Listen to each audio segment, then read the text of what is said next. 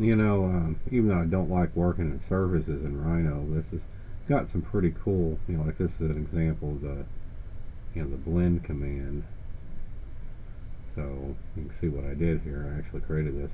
But plus, what I did is I just used this to create these planes, and I created a cylinder, and I did a Boolean operation on it, just like this. So, you can actually do Boolean operations on surfaces, so it's kind of neat.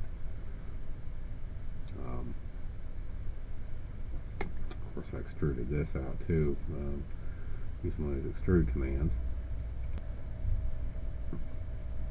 And this was with the object sweep. I did that. I just kind of drew this curve right here, and then I'm going to sweep it along this, like I showed in a little, little video thing here. But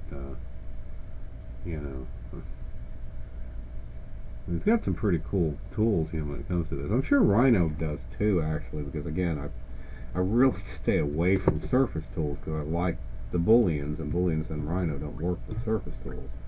And Booleans even here probably won't work very well with surface. But anyway, it's kind of cool what you can do with surfaces. It's another form of drafting, but it gets complicated because the normals start to become an issue in many systems,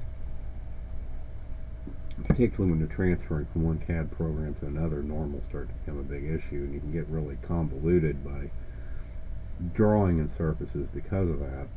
So anyway,